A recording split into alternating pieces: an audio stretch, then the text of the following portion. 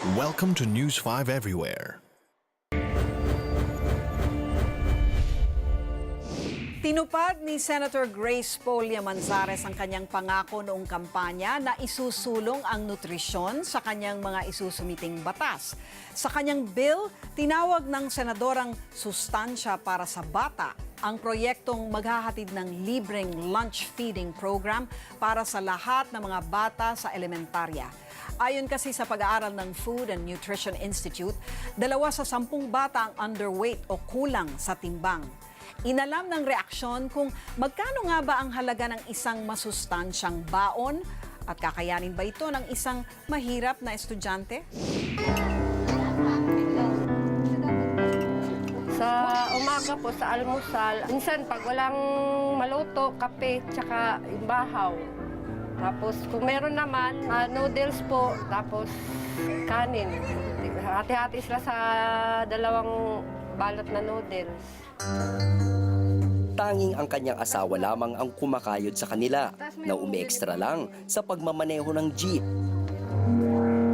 Sa 4 na anak ni Nanay Mercedita, pinakasakitin daw ang 7 taong gulang na si Cyril.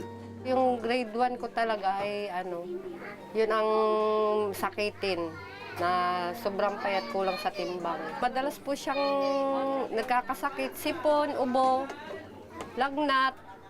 Minsan nga po pag nilalagnat siya, sumasakit daw po yung tuhod niya, hindi siya makakalakad. Mas madalas daw na nasa bahay lamang ito at hindi palalaro. Okay naman po siya maglaro sa labas, pero di siya gaanong nagtatakbo-takbo, ganyan. Napapansin ko, parang gano'n na hindi, parang na madali siya mapagod. Taliwas naman ang batang si Cyril sa batang si Mark na masigla at aktibo. Masigla, pag may pinagawa, porsigido siyang gawin. Sa paglalaro, hindi naman siya hingalin, hindi naman siya sakitin. Talagang malakas ang resistensya yung si MJ. Ayon sa kanyang ama na si John John, bantay sarado raw sila sa nutrisyon ng kanilang 2 anak. Guro raw ang kanyang asawa at siya ang tagapag-alaga ng kanilang anak. Pag sa umaga, pinapakain ko sila ng hotdog at saka itlog. Madalas lagi ko siya tinitimpla ng gatas sa umaga. Hindi naman kailangan malaki ang budget para masabi nila makakain ng masustansyang pagkain. Magkaklase sa isang pampublikong paaralan sina Mark at Cyril. Kapwa silang 7 taong gulang. Pero si Cyril ay tumitimbang lang ng 15 kilo at may taas na 86 na sentimetro. Samantalang si Mark ay may bigat na 21 kilo at taas na 74 na sentimetro. Kung pagbabatayan ang Body Mass Index o BMI ng 2 bata, si Cyril daw ay mababa sa normal na timbang para sa kanyang edad. Si Mark naman ay nasa hustong BMI. Malaki rin ang pagkakaiba nila pagdating sa klase. Bibo sa gawaing eskwela si Mark, habang si Cyril naman ay malumanay at mabagal ang kilos.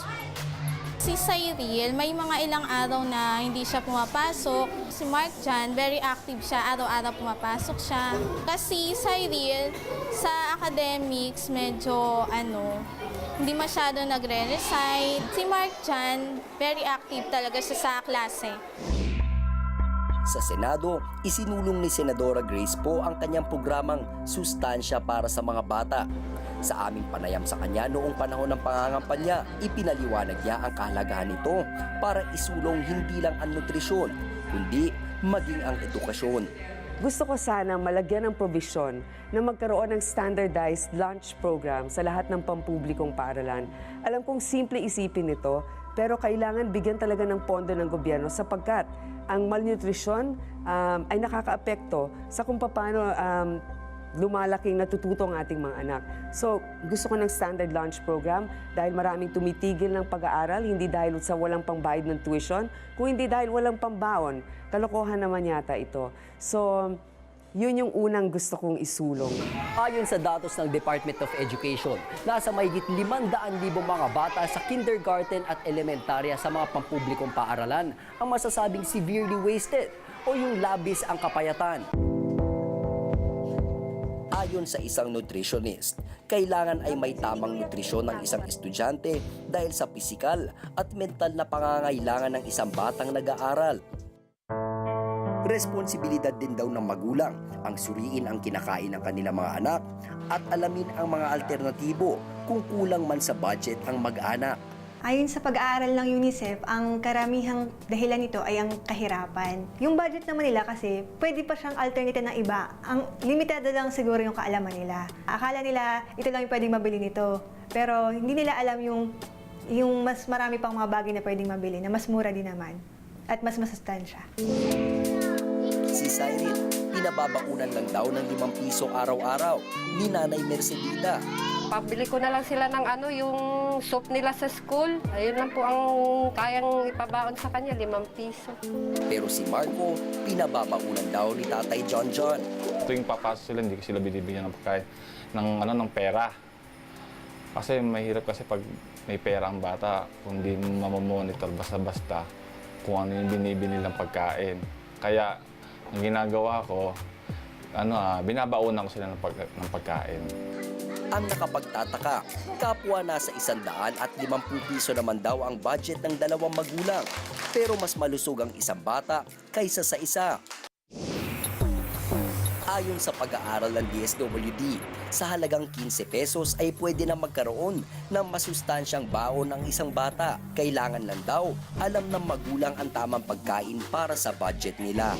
Ang ilan daw sa masustansyang alternatibo ay ang tokwa, na nagkakahalaga lamang ng 3 piso kada piraso.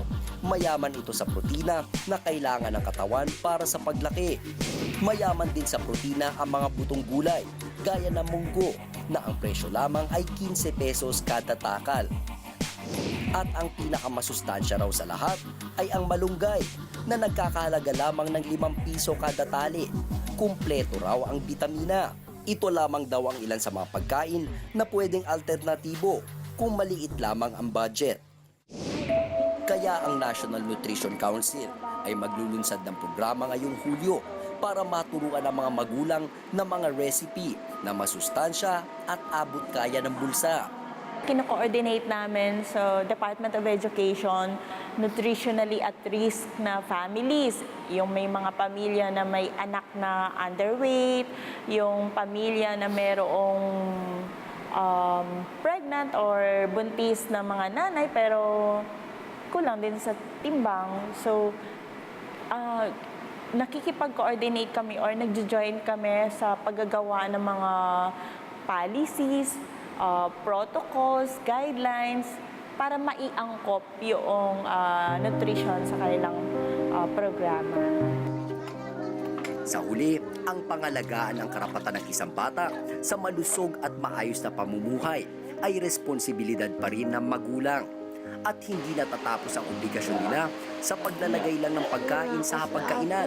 Hindi, siguruhin din ang bawat ilalaman sa sikmura ng kanilang mga anak. Ako po si Renzo Kiko, nag-uulat para sa Reaksyon.